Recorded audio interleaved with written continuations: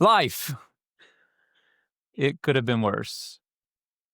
It could be worse. We say that kind of thing sometimes when we're trying to deal with our situation or our health, our loved ones' health, our finances, however taxing and however great that struggle is, we try to reconcile how to deal with it by coming up with it could be worse. And it doesn't take a lot of imagination to figure out how, some ways, it could be worse. It could be worse. It's irrefutable. But we normally don't say that when things aren't bad. I mean, it's the case that if you walked on the beach this past week, one of those beautiful days with bright sunshine, perfect temperatures, low humidity, someone came up to you and said, "How do you like living here?"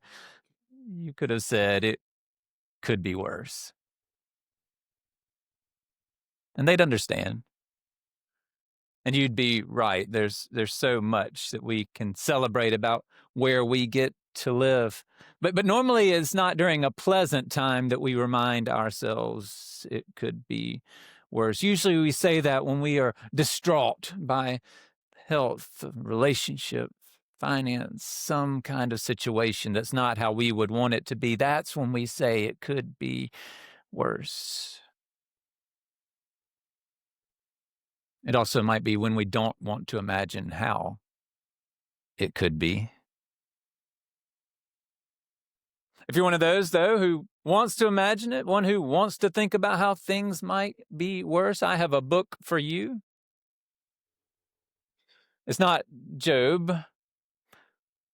Job is good for expressing dismay, expressing our concern when someone who is faithful is unjustly suffering. I'm talking about the book of Lamentations, which weeps over the suffering of many. It's not like, Job, why do bad things happen to good people? It's more like, why does God allow, why does God sometimes seem to cause suffering, punishing our people thoroughly, even using enemies to do so? That's the worldview of Lamentations. It's not we've been faithful, this is unfair. It's we've been unfaithful, but boy, does this feel like suffering. Whether or not the punishment was at God's hands, when the Israelites went through it, it was harsh. They were overtaken by the Babylonian Empire, Jerusalem, the centers of government, the centers of culture, the temple, the central place where they considered God to be, all made to rubble. The leaders, politicians, priests, military, all taken into exile, the wealthy captured, women, children stolen away. The only people left among those ruins were the poorest people who were left so that they could tend to the vineyards and the farms. Just imagine. Just imagining what those ancient people of Israel went through, or what the modern Israelis waiting for their hostage children to be released are going through, or what the modern non-Hamas Gazans are enduring. Just imagining.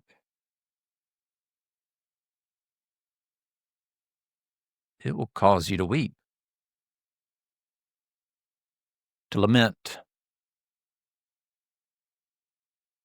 Lament, that's the English way we refer to this, the derivation of Lamentations, but the Greek word is more like dirges, songs of sorrow. And the Hebrew term for this book might even be more telling. It's how.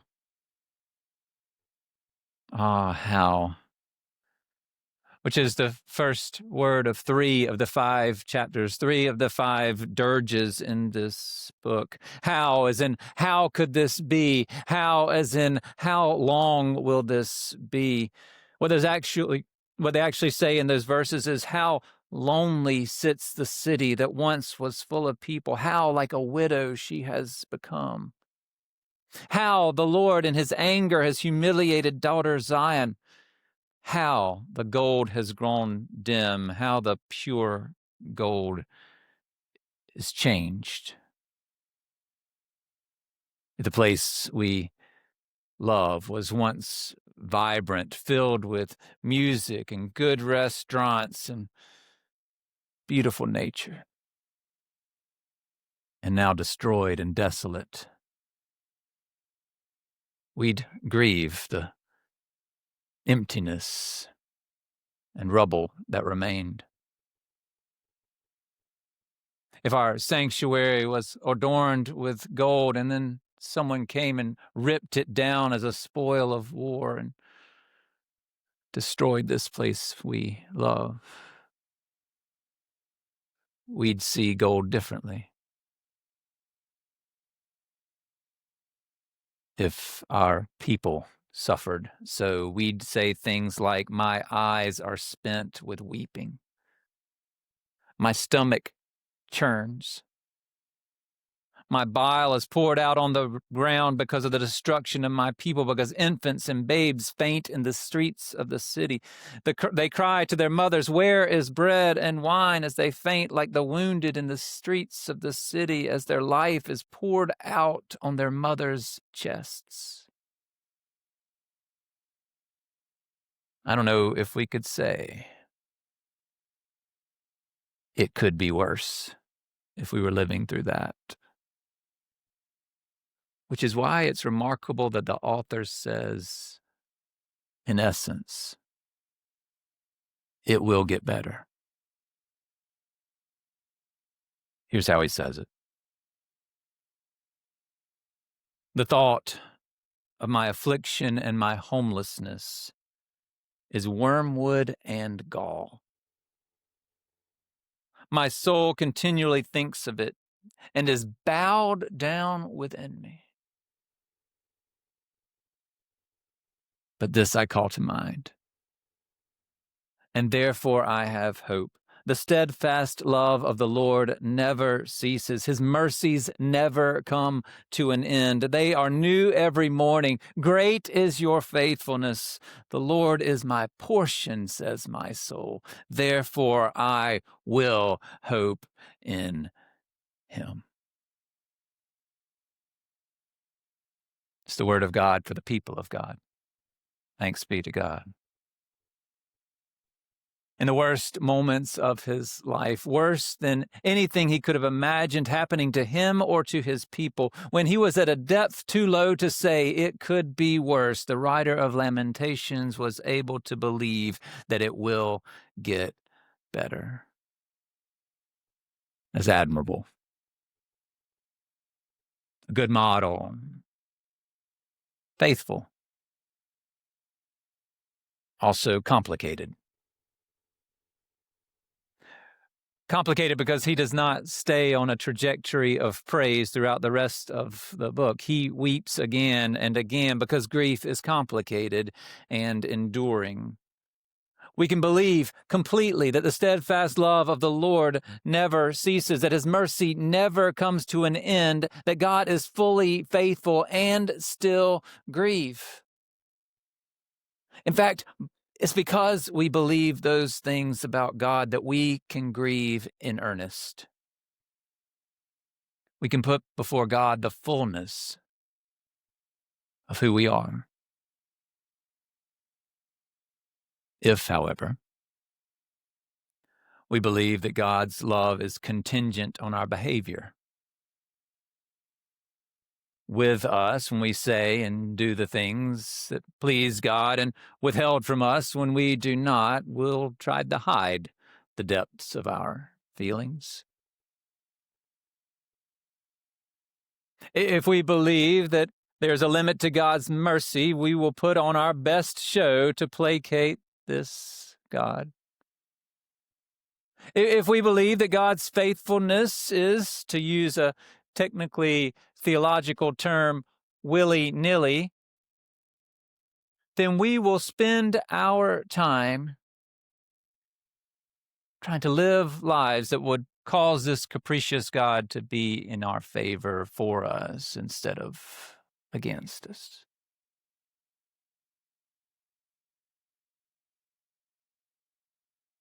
You think a life of trying to deepen your faith in Jesus and your faithfulness to Jesus is difficult. It could be worse. It could be that constant struggle of wondering, which list of gods are you on? What have I done that will bring God's wrath? Which leads, of course, to the worst kind of relationship, the kind where you cannot be honest about the imperfections and struggles and fears and mistakes and humanity that you are. But have to put on some act so that maybe somehow you can convince this God who cares more about a long list of rules than about you that you've done enough to earn favor from him. How? As you grieve the struggles of your life, could you ever fully lay your struggles before a God like that?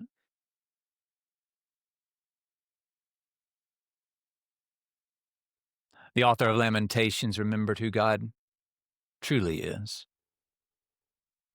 He remembered that God heard the cries of his ancestors and freed them from Egyptian slavery. He remembered that despite their disobedience and disrespect, God led the Hebrew people through the wilderness into the promised land, using those years of wandering to prepare them for the opportunities before them. He remembered that God sent prophet after prophet to remind them of who they are called to be, and yes, chastised them when, like children, they disobeyed, but always as a parent who showed them endless love and mercy. We remember today, with fellow believers across the world, we remember today that Jesus' mission was not to catch us in our failures and punish us for them, but to bring good news to the poor, proclaim release to the captives and recovery of sight to the blind, to let the oppressed go free and proclaim the year of the Lord's favor. We remember this World Communion Sunday, we remember that despite their failures, despite their disobedience, despite their lack of faith, despite false starts at following, Jesus took bread and said to his disciples, "This is my body, which is given for you." And then the next day, as the Apostle Paul reminded us, died for us while we were yet sinners, proving his love for us. This is not a capricious God. This is not a God to hide from. This is not a God to pretend around. This is a God who meets us where we are, whatever struggle we are enduring, and lives with us there until he brings us to a better day. With this God, we don't spend time imagining how things could be worse. We lay our bad enough griefs before him, then trust that with him alongside us, things will get better.